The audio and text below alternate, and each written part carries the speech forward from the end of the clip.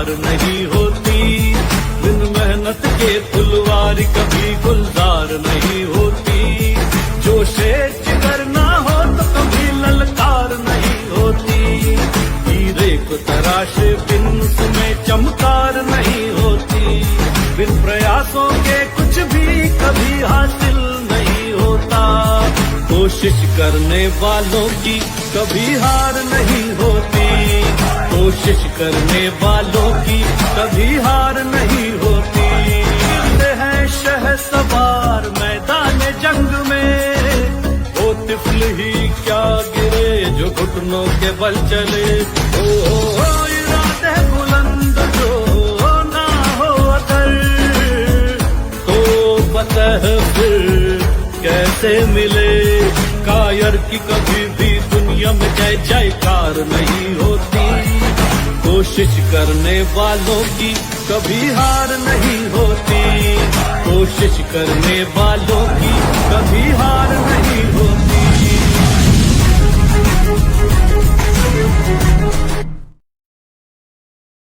Hi everyone, good morning, नमस्ते, सत श्री अकाल, आदाब। Welcome to the RDT show. कोशिश करने वालों की कभी हार नहीं होती। और दोस्तों, अगर मैं सीरियल की बात करूं या फिल्म की बात करूं, तो सीरियल और फिल्म को सफल बनाने में डायरेक्टर की अहम भूमिका होती है। जी हाँ दोस्तों, और हमारे बीच आज एक ऐसी ही शख्सियत जुड़ने वाली है जिन्होंने अपनी मेहनत और जुनून से इंडस्ट्री में एक अलग पहचान बनाई है। एक ऐसी शख्सियत जो दिलों में राज करती है। जी हाँ दोस्तों, मैं बात कर रही हूँ Indian film director and writer Deepesh Harshad Shah ji की। तो दोस्तों, मिलते हैं हमारे आज के गेस्ट से और जानते हैं उनकी इंस्पायरिंग जर्नी के बारे में। Good morning sir. Good morning Riddhi, good morning audience. नमस्ते नमस्ते। जी, बहुत-बहुत स्वागत है सर आपका आरडीडी शो कोशिश करने वालों की कभी हार नहीं होती सीज़न 2 में। और जी सर, शो की थीम है कोशिश करने वालों की कभी हार नहीं होती। तो मैं जानना चाहूँगी कि आपकी लाइफ में भी कभी ऐसे मोमेंट आए हो जब आपने कोशिश की हो और हार नहीं मानी हो? हर दिन आती है ऐसी मोमेंट्स, लेकिन जब मैंने as a back stage worker काम शुरू किया था नाटकों में, देन जी, तभी 2-3 नाटक करने के बाद मेरा एक दोस्त है मनोज ठक्कर, उसने मुझे इंस्पायर किया कि हम भी नाटक बना सकते हैं, आई मीन हम नाटक प्रोड्यूस कर सकते हैं। सो उस जी, वक्त काफ़ी काफ़ी हम लोग ने मशक्कत की थी। हम काफ़ी एक्टर्स से मिले थे, हम डायरेक्टर्स से मिले थे, और स्क्रिप्ट राइटर्स से मिले थे। बहुत जन ने, हम चूंकि नए थे तो बहुत जन को बहुत सारे डाउट्स थे, इसलिए कई लोग जुड़ने से मना कर रहे थे, लेकिन we were trying our hard.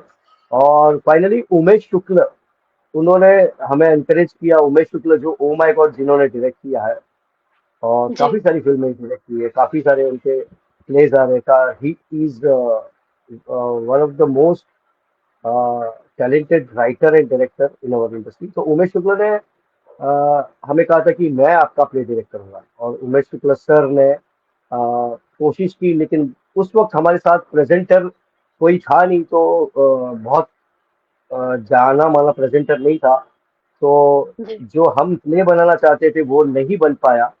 और फाइनली हमने पंकज त्रिवेदी के साथ एक दूसरा प्ले बनाया, और जो सरती सरती शो चला।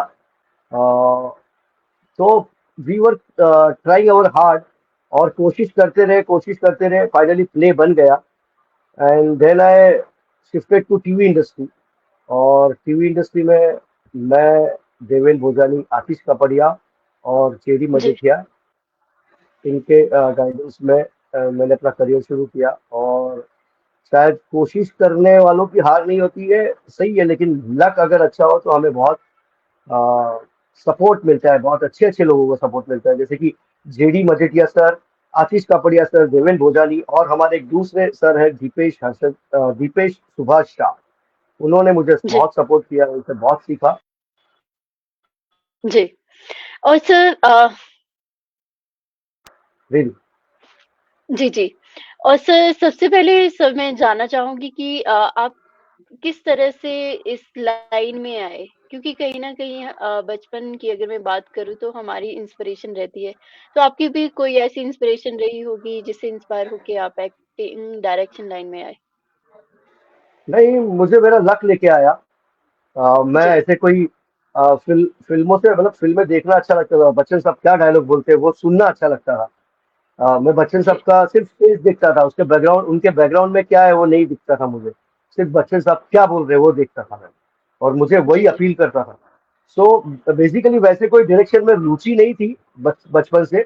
वो मैं नाटकों में इत्तेफाकन आ गया, और इत्तेफाकन नाटकों में आ गया। मुझे 100 रुपये पर शो कमाने थे। तो जो अभी तारक मेहता का उल्टा चश्मा जो डायरेक्ट करते हैं हर्षद जोशी, उन्होंने मुझे बोला कि तू बैक स्टेज करेगा। मैंने बोला हाँ, कितना पैसा मिलेगा? मुझे पता भी नहीं था बैक स्टेज क्या है। तो उन्होंने बोला 100 रुपया पर शो मिलेगा। मैंने ओके। एंड देन फिर मैं इस दुनिया में जुड़ा और पता चला ओह, ये तो यही मेरी दुनिया है। धीरे धीरे ऐसा फील हुआ। और सीरियल जी, इंडस्ट्री में मैंने मेरा एक मित्र था दिव्येश पाठक, जो आतिश भाई जेडी भाई को असिस्ट करता था। जी, तो उन्होंने कहा कि देवेन भाई एक शो डायरेक्ट करने वाले हैं। मैं देवेन भाई से बात करता हूँ। उन्होंने देवेन भाई से बात की, और देवेन भाई ने, देवेन भोजानी, वो उन्होंने जी, मुझे पहला मौका दिया एज एन असिस्टेंट डायरेक्टर। जी, जी। और एज़ अ डायरेक्टर्स आपका एक्सपीरियंस जानना चाहूँगी क्योंकि डायरेक्शन करना भी बहुत मुश्किल होता है सर। डायरेक्शन करना मुश्किल तब होता है जब अच्छा राइटर या अच्छे एक्टर्स हमारे साथ नहीं होते। लेकिन जी, इत्तेफाकन जब मैंने डायरेक्शन की शुरुआत की, तब काफी अच्छे एक्टर्स थे हमारे साथ और काफी अच्छी स्क्रिप्ट। क्योंकि जेडी सर वगैरह और आतिश सर वगैरह बहुत अच्छी स्क्रिप्ट प्रोवाइड करते थे। और जी, हमारी प्रोडक्शन टीम, हमारे डीओपी विजय सोनी, मयूर कोटक, ये सारे जो मतलब मैं एक नाम बोल रहा हूँ क्योंकि मैं ज्यादातर एक ही ग्रुप के साथ जुड़ा हुआ हूँ, हैट्स ऑफ प्रोडक्शंस के साथ। जी, सो मेरे लिए इतना मुश्किल नहीं था। जस्ट सीन का क्रक्स क्या है, सीन क्या कहना चाहता है, वो उसमें अपना टैलेंट है। और फिर हमें सपोर्ट करने के लिए तो डीओपी, राइटर्स, एक्टर्स होते ही है। सो डायरेक्शन जी, वैसे मुश्किल नहीं रहा मेरे लिए। जी, लेकिन जी, बहुत सोचता हूँ, बहुत अ, ये सारे महारथियों का सपोर्ट होने के बावजूद अगर हम अच्छा सीन नहीं डायरेक्ट कर पाए, अच्छा सीन प्रेजेंट नहीं जी, कर पाए, तो ये हमारा फेलियर है। तो मैं उसके लिए मैं काफी सोचता हूँ, एक एक लाइन के लिए सोचता हूँ, एक एक ट्रॉमा, एक एक पॉजिस, एक एक शॉट्स के लिए सोचता हूँ। और सारे मतलब जैसे कि हम जब मैं शूट करता हूँ, लोगों के चेहरों से, उनके एक्सप्रेशन से पता चलता है कि वी आर डूइंग गुड, अच्छा चल रहा है। और बाद में जब रिजल्ट आता है एडिट होके, तब हम भी जज कर पाते हैं कि हाँ चलो सीन अच्छा हुआ है। जो जी, जी, राइटर कहना चाहता था वो हम कर पाए हैं। जी, जी। और सर हेड्स ऑफ प्रोडक्शन के साथ आप कब जुड़े? जो फर्स्ट एक्सपीरियंस 2004, था उनका वो जी, 2004 में जुड़ा। जी, जी, जीडी भाई मुझे नाटकों से जानते थे, लेकिन मेरी इमेज बहुत ज्यादा अच्छी नहीं थी उनके मन में। बिकॉज मैं थोड़ा गुंडा किस्म का इंसान था, भाईदास पे वगैरह बहुत दंगे वगैरह किए हैं मैंने। तो एक जी, लड़ाई के वक्त उन्होंने मुझे देखा था, और वो छुड़वाने आए थे हमारा पंगा। मैं एक एक्टर के साथ लड़ रहा था, फाइट कर रहा था फिजिकली। तो जब ये दिव्येश ने इंट्रोड्यूस करवाया तो जेडी भाई ने बोला ये तो गुंडा है, मारपीट करता है। तो दिव्येश ने बताया कि नहीं नहीं, वो इत्तेफाकन कुछ हो गया था, लेकिन ही इज गुड। और जेडी भाई ने फिर ट्रस्ट किया, और मैं काम करता रहा, जुड़ता रहा, और जुड़ गया। आतिश भाई के अंडर मैं असिस्ट करता था, देवेन भाई के अंदर अंडर। सो फिर मैं उनका प्यारा हो गया, जीडी भाई और देवेन भाई और आशीष भाई का। और आगे की जर्नी शुरू ही है, उनके साथ ही है। बीच में जी, जी, इस दौरान मैंने तारक मेहता का उल्टा चश्मा भी किया, 1.5 साल। और आसिफ भाई के साथ भी बहुत अच्छा एक्सपीरियंस रहा। आसिफ भाई, दिलीप भाई, हर्षद, काफी काफी अच्छी टीम। बेसिकली मुझे बहुत अच्छे लोग मिले, जी, इसलिए मैं इस स्टेज पे पहुंच पाया हूँ। और इस स्टेज मतलब ये स्टेज भी नहीं कहा जाता है, I am still struggling. But एक इंटेंशन है कि बहुत अ, ऐसा कुछ मैं बनाऊं जो लोगों की लाइफ पे इम्पैक्ट हो, जिसका और लोगों की लाइफ में पॉजिटिव चेंज आए। जी, बिल्कुल सर। और सर आपने बाप, बहू और बेबी में भी काम किया है। वो हाँ, एक्सपीरियंस मैं कैसा रहा? क्योंकि ये एक आइकॉनिक शो था। वाह वो बेबी जो आतिश भाई और जेडी भाई और देवेन भाई ने जो दुनिया बनाई थी, जो दुनिया जी, वो वैसी दुनिया थी जो टीवी पे आर्टिफिशियली दिख नहीं रही। वो ऐसी दुनिया थी कि हम हर मिडिल क्लास भारतीय मिडिल क्लास की दुनिया है, वो उस दुनिया में जी, जी रहे हैं। सारे कैरेक्टर्स इतने रियलिस्टिक और थोड़े इंटरेस्टिंग कैरेक्टर्स भी ऐसे बनाए थे जो फिक्टिशियस हो, लेकिन वो इस तरह से उसको ट्रीट किया जाता था कि वो काफी रियल लगे।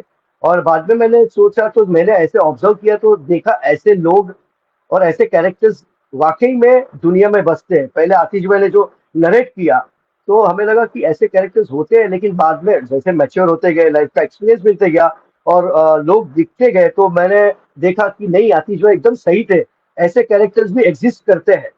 और आतिश भाई ने बहुत ही, जेडी भाई ने, आतिश भाई ने बहुत ही उन दोनों का संगम, मतलब वो कैरेक्टर्स का और हमारी रियल दुनिया का उसका समन्वय उन्होंने बहुत निपुण तरीके से किया था। सो ऐसा शो बना जो लोगों के इमोशन को हमेशा टच करता था। लोग काफी इंस्पायर होते थे। एक मिडिल क्लास, संयुक्त मिडिल क्लास परिवार, जॉइंट फैमिली के में क्या इश्यूज होते हैं, उनकी उनके क्या आदर्श होते हैं। ज्यादातर मिडिल क्लास परिवार वल्नरेबल होता है। ये सारी जो दुनिया में जो चीजें घटती है उसका परिणाम उनके लाइफ पे बहुत ही गहरा होता है। तो जो सारी घटनाएं घटती थी उसमें वो लोग कैसे एकजुट होके, कैसे पॉजिटिव, कई कभी कभी निराश भी हो जाते हैं। ऐसे नहीं कि middle class is not a super hero, middle class man जी, इज मोस्ट वल्नरेबल। तो लेकिन जस्ट अपने प्रियजनों की मदद से, अपने परिवार की मदद से, अपने दोस्तों की मदद से वो हर समस्या में धीरे ही सही बाहर निकलता है और लाइफ जीता है। सो वो बाप ओ जी, baby was perfect example for middle class family की जद्दोजहद, उनकी स्ट्रगल और उनके आदर्श। आदर्श बहुत महत्व के होते हैं। जद्दोजहद, स्ट्रगल, कई लोग जी, स्ट्रगल करते करते गिव अप कर देते हैं और आदर्शों से कॉम्प्रोमाइज करते हैं। लेकिन ये बाबू बेबी और हमारी अभी जो भी शोज बनाए हैं जेरी भाई, आतिश भाई ने, और मैंने जो भी बाहर वाले शोज में भी काम किए, तो जी, आदर्श को हमेशा प्रथम श्रेणी में रखा जाता है। आदर्शों के पे कॉम्प्रोमाइज नहीं करते, वही दिखाते हैं और वही हम जी भी रहे हैं रियल लाइफ में। जी, वो लोग इतने बड़े अचीवर है, मैं जो अभी स्ट्रगल कर रहा हूँ, लेकिन कभी भी आदर्शों को कॉम्प्रोमाइज करके हमने काम नहीं किया है। जी, जी, राइट सर। और सर जो बाबू और बेबी के कुछ मोमेंट, क्योंकि उसमें बहुत ही अच्छे आर्टिस्ट थे और बहुत ही कमाल किया है। ओहो, सरिता बेन जोशी, जी, देवेन भोजानी, परेश गणात्रा, जेडी मजेटिया खुद, और जी, कमलेश ओझा, बेनाफ जो बेबी प्ले करती थी, वैशाली ठक्कर, अ, राजीव मेहता, इतने मतलब इतने बड़े बड़े महारथियों के बीच काम करना, इट वाज एवरी मूवमेंट, हर सीन एक लर्निंग था। जिसमें जी, देवेंद्र भोजानी एंड आतिश कापड़िया, उनका कॉम्बिनेशन, और उसमें जेडी भाई, और अगेन सरिता बेन के साथ तो बहुत नोकझोंक होती थी। वो जी, she used to hate me because मैं छोटी छोटी चीज में करेक्शन करता था, जो शायद ज्यादा मैटर भी नहीं करता हो, लेकिन मैं बहुत ज्यादा एंथू था। तो मैं छोटी वो ग्रामर ग्रामर का मिस्टेक हो, स्ट्रेस का मिस्टेक हो, या जी, फुल स्टॉप कॉमा हो, सरिता बहन बहुत बिगड़ती थी, लेकिन एंड ऑफ द डे बहुत प्यार करती थी। मैंने एक बात हुआ तो एक बार मैंने उनको कुछ करेक्शन करवाया था, और बहुत ही वो इंटेंस एक्टिंग कर रही थी, जो ग्रामेटिकल जी, करेक्शन वैसे ऑडियंस को पता नहीं चलता, लेकिन मैं थोड़ी इमेच्योरिटी के वजह से मैंने उस वक्त करेक्शन कर दिया, और उनका परफॉर्मेंस उस वक्त थोड़ा बिगड़ गया था। बहुत इंटेंस पीक पे परफॉर्म कर रही थी और बहुत बिगड़ी थी, और ऑलमोस्ट, मतलब मैं एकदम जैप था। लेकिन 15-20 दिन मैंने उनसे बात नहीं की थी, उन्होंने मुझसे बात नहीं की थी, लेकिन 15 दिन के बाद स्टिल फोटोग्राफर जा रहा था, मेरे दूसरे डायरेक्टर साथ में थे, धर्मपाल सर। तो बोला, 1 मिनट फोटोग्राफर, आओ, दीपेश ने मारो फोटो खींच। और बेन ने इतना प्यार बरसाया, शी, वो मोमेंट आई कांट फॉरगेट। ओह! और मेरी और शादी सर में देवंश शादी जी। में एक मिनट, शादी में 10:30 बजे वो आ गई थी सबसे पहले सुबह, क्योंकि शाम को ओह! उनको कहीं जाना था और मेरी शादी में वो आ गई थी। ओह! वो बहुत ही मतलब प्यारी एक्ट्रेस। यस। जी, जी। और और देवंश सर ने देवेन भी वो काफ़ी कमाल किया है। देवेंद्र सर तो हर फ्रेम में कमाल करते थे, उनका डायलॉग नहीं होता था एक पासिंग में, वो सीन को जी, आहत किए बिना उस सीन को इतना इंटरेस्टिंग बनाते थे। जब डायलॉग नहीं हो, साइलेंस भी हो, लेकिन उनका साइलेंस भी कुछ कहता था। इस वो उनसे मैं बहुत कुछ सीखता था, और वो उसमें उस शो में क्रिएटिव डायरेक्टर भी थे। सो जी, मैं उनको असिस्ट करता था, उनको गणपति कहा जाता था और मैं उनका चूहा, ये गणपति का चूहा है, सब लोग मुझे चिढ़ाते थे, क्योंकि जी, देवेन भाई जो बोलते थे मैं लड़के भी सबके पास वो करवाता था। जो प्रॉपर्टी हो, सेट हो, कॉस्ट्यूम हो, मैं उनको बहुत शिद्दत से असिस्ट करता था, बहुत कुछ सीखा है उनसे। और वो तो इतना ख्वाब था, उनका डर इतना था कि रात रात को कई बार 2-3 बार सपनों में भी आए थे कि दीपेश आ ते નથી કર્યું, आ નથી કર્યું, मेरे को बहुत डर लगता था उनका। जी। और सर इसके अलावा भी हेड्स ऑफ प्रोडक्शन की खिचड़ी और अभी बागले की दुनिया, भाखरवाड़ी काफ़ी हिट शोज़ दिए हैं। जी जी जी जी। उसके बारे में भी जानना चाहेंगे सर। बागले की देखिए, दुनिया तो अभी आई थिंक बहुत सारे अवार्ड भी अचीव किए हैं बागले की दुनिया ने। जी हमें मिला, हमें बेस्ट डायरेक्टर का अवार्ड मिला है, बेस्ट पॉपुलर शो का अवार्ड मिला है, बेस्ट जी, एक्टर का अवार्ड मिला है। तो आई जी, वांट जी। Best director award for ITF वाह! This year.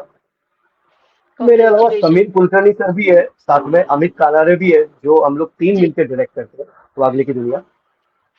जी, जी। तो और वो अगेन वागले की एक्सपीरियंस दुनिया। भी जानना चाहेंगे सर क्योंकि एक अगर मैं बात करूँ सीरियल को सफल बनाने में डायरेक्टर की अहम भूमिका होती है सर। तो किस तरह से आप मैनेज करते हो?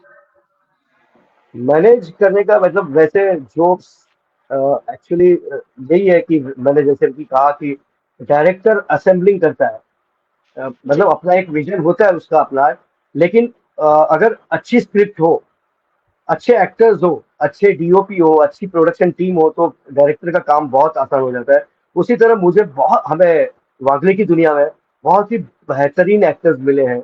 सुमित राघवन, परिवा प्रणति, अमित सोनी, दीपक परीख, भक्ति चौहान, शिहान कपाई, चिन्मयी साळवी, दीपक परीख, अभी रिद्धि शुक्ला ज्वाइन हुई है, उसके पहले मानसी जोशी देशपांडे थी। तो काफी बहुत ही अच्छे एक्टर्स है, और जेडी भाई और आतिश भाई स्क्रिप्ट पे काफी मेहनत करते हैं। तो बहुत ही मतलब 17-18 राइटर्स की टीम है, और 17-18 राइटर्स का थॉट समझ के उस पर स्टोरी पे फीडबैक दे के स्क्रीन पे लिखवाना, और अगेन डायलॉग वर्जन पढ़ना। तो और जयेश पाटिल सर है हमारे जो स्क्रिप्ट हेड है। तो ये आतिश भाई, जेडी भाई और जयेश पाटिल सारे राइटर्स के साथ मिल के वो लोग स्क्रिप्ट को करेक्ट करते हैं, उनके थॉट को एनहांस करते हैं।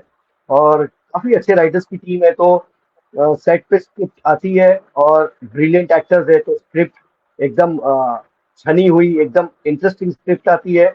अच्छे एक्टर्स है, जी, अच्छे डीओपी है, विजय सोनी। प्रोडक्शन टीम में मयूर कोटक, मयूर जगताप, अश्विनी वागले, अश्विनी सारे हैं। सो काम काफी आसान हो जाता है। अंजन जी है, भारती आचरेकर है, भारती मैम है। So it's a brilliant team work, और जी, हमें ज्यादा मेहनत नहीं करनी पड़ती जी, जी, ज्यादातर, क्योंकि चीजें ही ब्रिलियंट है।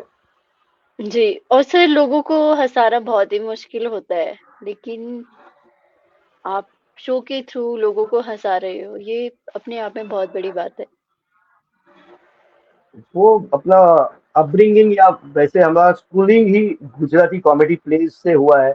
सो और रोज बरोज की जिंदगी में भी हम कॉमिक कैरेक्टर्स देखते हैं, कॉमिक सिचुएशन देखते हैं। तो बस उसी का संगम करके हम सीन क्रिएट करते हैं, जो अपना ऑब्जर्वेशन है। तो काम आसान हो जाता है। और सर कॉमिक में डायरेक्शन करना कितना मुश्किल होता है?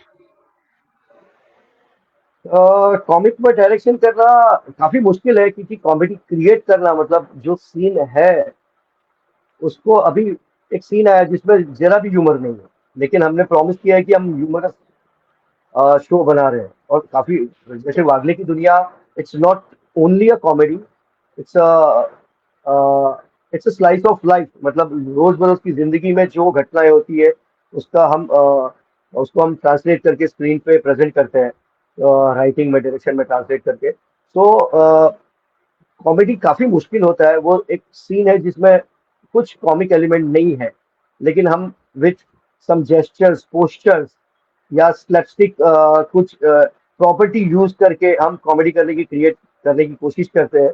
और जो सीन राइटर ने कॉमेडी ही लिखा है उसमें तो हमारे एक्टर्स काफी ब्रिलियंट है, और हमारा खुद का एक्सपीरियंस रोज बरोज की जीवन में हम जो हमारे साथ घटना घटित होती है उसका एक्सपीरियंस लेके हम उस सीन को कॉमिक बना देते हैं। जी, जी। Hats off sir. और सर इसके अलावा आपने गुजराती फ़िल्मों में भी काम किया, उसके बारे में भी हम जानना चाहेंगे सर। मतलब गुजराती फिल्मों में बतौर एज एन एक्टर तो काम नहीं किया, एज ए डायरेक्टर भी काम नहीं किया है, करना करने की बड़ी कोशिश चल रही है। लेकिन हमारे जो दीपेश शाह है, जो मेरे गुरु है, दीपेश शाह, जो हैट्स ऑफ के काफी शो में क्रिएटिव डायरेक्टर और डायरेक्टर है। तो उनके थ्रू ही मैंने डायरेक्शन की कई ऐसे पहलू थे जो मैं जिससे इतने साल से जान नहीं पा रहा था, समझ नहीं पा रहा था, लेकिन उनके साथ चर्चा विचारणा करने के बाद मुझे काफी सारी चीजें पता चली है उनके साथ ब्रेनस्टॉर्मिंग करने का। तो उन्होंने एक फिल्म डायरेक्ट की थी, चल मन जीतवा जाइए, जो काफी हिट हुई थी, गुजराती में काफी पॉपुलर थी। उसमें मैंने उनके साथ as a bouncing board, as a co writer कहना तो बहुत बड़ी बात होगी। उनके साथ मैं एज अ बाउंसिंग बोर्ड, कि वो बोलते थे एक थॉट और मैं उसमें कुछ ब्रेन करता था, उनको असिस्ट करता था। जी। और सर जैसे आपने थिएटर की बात की थी, तो थिएटर हमें बहुत कुछ सिखाता है सर।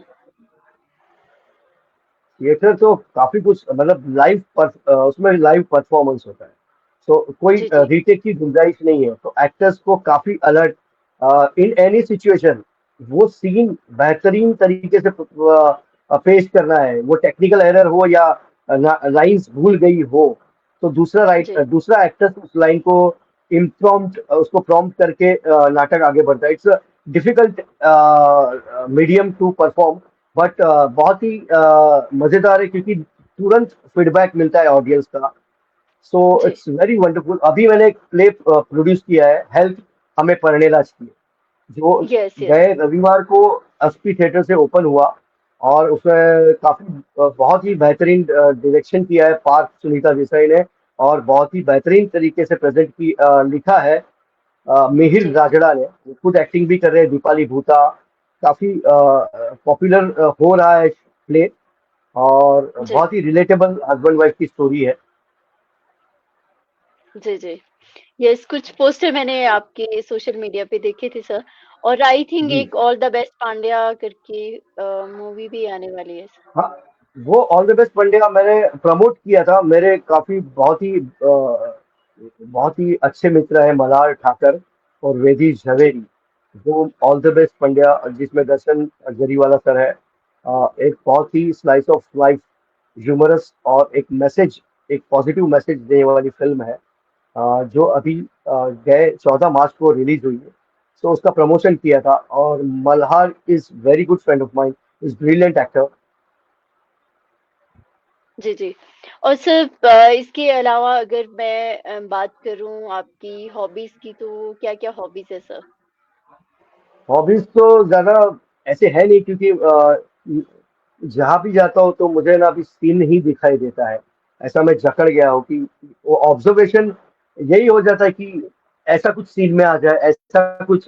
तो रोज बरोज की जीवन में मैं ज्यादातर, मेरे मेरे बच्चे खेलते हैं क्रिकेट, लेकिन मैं वो क्रिकेट खेलते खेलते कुछ ऑब्जर्व करने लग जाता हूँ। तो मैं हॉबीज तो ज्यादा ऐसे दोस्तों के साथ हैंग आउट करना, घूमना फिरना बस, और शूटिंग करना, और लोगों को ऑब्जर्व करना। राइटर कोई जी, कुछ जी। सामान्य इंसान भी कुछ अच्छी भाषा में अपना विचार प्रस्तुत करता है, तो वो ऑब्जर्व ऑब्जर्व करना। या किसी ने बहुत अच्छे कपड़े पहने हैं, या किसी का कोई जी, स्वैग है, वो मैं देखते रहता हूँ। तो मेरा हॉबी अभी यही हो गया है, नाटक, शो, कला, यही हॉबी। और हाँ, जी, नाटक में हर नाटक देखने जाता हूँ ज्यादातर। जितना भी हो सके नाटक और फिल्में देखता हूँ मैं। जी, जी। तो और सर जो इंडस्ट्री में आना चाहते हैं उन्हें क्या मैसेज देना चाहोगी सर? इंडस्ट्री जो में आना चाहते हैं, एक हौसला, डायरेक्टिंग में आना डायरेक्शन में, राइटिंग में, एक्टिंग में, इट्स वेरी, राइटिंग और एक्टिंग बहुत ही टफ आर्ट है, क्योंकि जी, ये हर किसी को आता नहीं है, राइटिंग एंड एक्टिंग। डायरेक्शन तो असेंबलिंग है, अच्छे लोग मिल जाते हैं तो डायरेक्शन अपने आप हो जाता है, जी, लेकिन डायरेक्शन,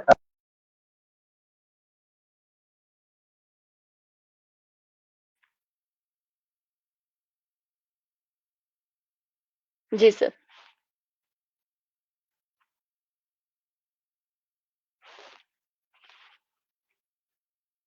हेलो?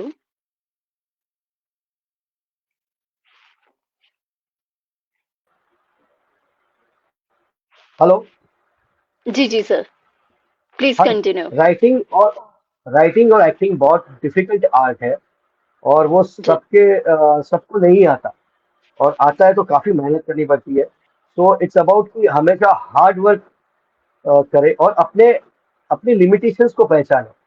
कई एक्टर्स में, जैसे कि पहले कभी ऑडिशन करता था या अभी भी कई एक्टर्स आते हैं जिसमें जिनमें उतना पोटेंशियल नहीं है, वो अपने आप को ओवर एस्टिमेट करके स्ट्रगल कर रहे हैं, लेकिन कहीं पे उनको आसानी से काम नहीं मिल पाता। तो आसानी से जी, काम नहीं मिल पाता, वो लोग स्ट्रगल के दौरान नेगेटिव हो जाते हैं, वो अपने परिजन, अपने परिवारजनों को और बहुत तकलीफ पहुंचाते हैं। तो अपने आप को ओवर एस्टिमेट मत कीजिए, अपनी लिमिटेशंस जानिए कि मैं इतना अच्छा एक्टर हूँ या नहीं। अगर तुम बिलो एवरेज एक्टर हो तो प्लीज, ये बातें सारी खाली किताबी बातें कि जज्बा हो और मेहनत करने की नीयत हो जी, तो हम कुछ भी कर सकते हैं। बट इट्स अबाउट आप में है या आप में नहीं है। अगर आप में कुछ गुण है राइटिंग के या एक्टिंग के, तो आप तो जी, ही स्ट्रगल कीजिए, अपनी लिमिटेशंस जानिए, अपने आप को, आपसे कोई कोई भी दूसरा इंसान आपको अपने आप से ज्यादा नहीं पहचान सकता। आपको ही पता है कि आप में कितना पोटेंशियल है या कितना नहीं है। तो आप अपने आप को चीट मत कीजिए।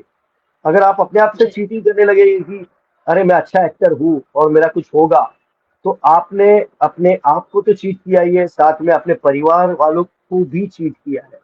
उनकी, हमारी नैतिक जिम्मेदारी है, हमारे सपने से ज्यादा बड़ी जिम्मेदारी है हमारे परिवारजनों की खुशी। उनकी खुशी जी, को कॉम्प्रोमाइज करके अपनी महत्वाकांक्षा को महत्व नहीं देना चाहिए। हमेशा पहले अपने परिवार जनों को पहले स्थान पे रखना चाहिए, अपने सपनों को दूसरे स्थान पे।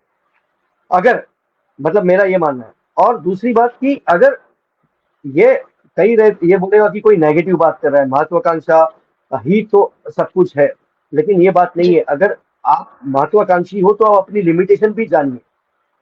आप अगर उसमें ब्रिलियंट नहीं हो या एवरेज भी नहीं हो तो डोंट कम, ताकि आप डिप्रेशन में चले जाओ और अपने परिवार वालों को डिप्रेशन में डाल दो। उनकी जिंदगी जो नॉर्मल चल रही है, उनकी आपसे जो एक्सपेक्टेशंस है वो फुलफिल नहीं कर पाओ, तो जी, आपके ऐसे एक्टर होने या राइटर होने या डायरेक्टर होने का कोई फायदा नहीं होता। और जो भी राइट। अगर आप बनाओ, और जो भी काफी आज हम फेम और लाइक्स बटोरने के लिए उटपटांग वीडियो बनाते हैं।